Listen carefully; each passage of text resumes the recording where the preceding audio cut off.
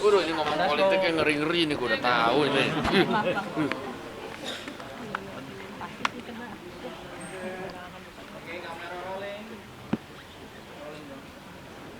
Oke.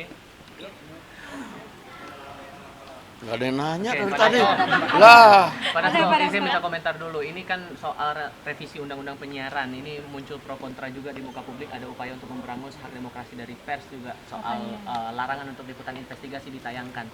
Sebetulnya posisi DPR gimana dengan revisi Undang-Undang Penyiaran ini?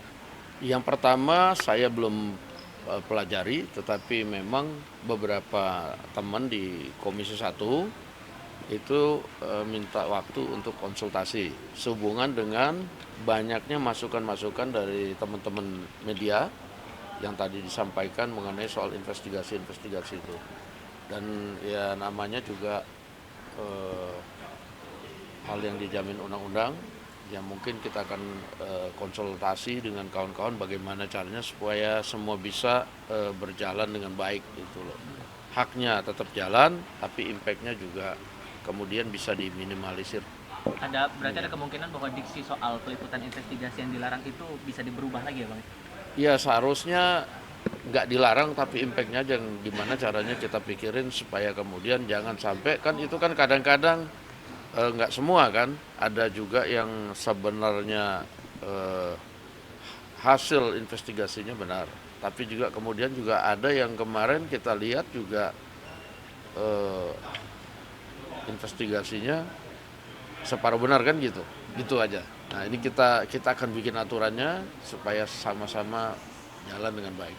Oke? Bang, terkait RUU MK sendiri kan sebelumnya ini sudah dihentikan, kemudian dibuka lagi. Ada yang berpendapat sebaiknya dibahas di periode selanjutnya. Kalau dari Abang sendiri seperti apa sih?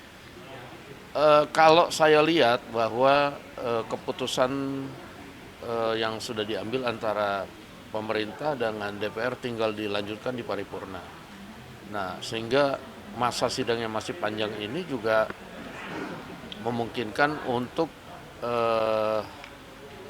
komisi terkait juga kembali berkoordinasi dengan pemerintah. Nah, sehingga apakah di sekarang atau di masa sidang nanti kita tunggu aja hasilnya.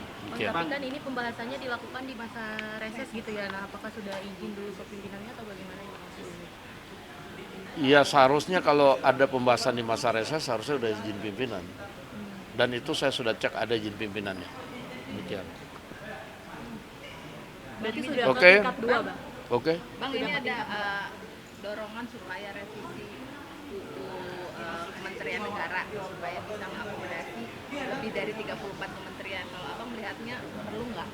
Sebenarnya begini, kalau ada revisi undang-undang kementerian bukan untuk mengakomodasi jumlah menteri dalam jumlah tertentu, tetapi kemudian mungkin untuk mengakomodasi kepentingan kebutuhan nomenklatur dan juga bagaimana mengoptimalkan, memaksimalkan kerja-kerja kabinet di masa depan. Cuma pada saat ini hal tersebut belum pernah dibahas di tempatnya Pak Prabowo. Nah, sehingga saya tidak bisa komentar lebih jauh, demikian. Bang, soal kabinet kira-kira bakalan ada fit and proper test atau seperti apa sih? Ya saya nggak tahu karena belum pernah ada pembicaraan soal kabinet. Pak Prabowo lebih konsentrasi pada saat ini merumuskan, mengkaji soal makan siang gratis dan beberapa program unggulan pada saat kampanye. Nah, justru untuk pembicaraan mengenai bagaimana mengisi kabinet, siapa saja yang di kabinet, berapa jumlah di kabinet, itu belum pernah dibicarakan. Demikian. Spesifik soal makan siang itu detail soal anggaran kah atau masalah distribusinya atau gimana sebetulnya? Jadi kalau soal makan siang itu bagaimana kemudian memanfaatkan anggaran yang ada, tetapi kemudian ini lagi dibikin polanya. Jadi kalau tadi ngomong distribusi itu termasuk bagaimana pola makan siang yang akan diterapkan nanti. Dan ini masih belum final, masih dikaji dan masih dalam simulasi-simulasi, pun juga sedang diadakan studi banding ke beberapa negara yang sudah sukses menjalankan program makan siang. Demikian. Contohnya termasuk Sekjen PDIP menyebut kemungkinan Pak Prabowo bertemu Bu Mega itu peringatan 17 Agustus. Sudah ada itu belum sih Bang? Saya tidak tahu apakah kemudian agenda itu sudah teragenda di PDIP, tetapi belum terinformasi kepada kami dari Gerindra, demikian. Bang soal BPJS Bang, yang BPJS yang itu yang Dijadikan satu tidak ada dijadikan- kelas 1, kelas 2, kelas 3 lagi sekarang. Ya, jadi BPJS yang kris itu juga kita akan bahas di masa sidang ini di komisi terkait. Nah, mungkin nanti komisi teknis dalam hal ini komisi 9 akan mengundang pihak BPJS untuk kemudian meminta penjelasan tentang kris itu bagaimana. Dan lebih lanjutnya nanti kemudian akan dilaporkan kepada pimpinan DPR untuk kemudian kita ambil langkah-langkah yang sesuai dengan hasil konsultasi tersebut. Demikian. Pak Prabowo udah nemui nama-nama calon yang bakal jadi menteri nggak sih Bang, untuk mendalami mereka atau seperti apa? Maksudnya nemu?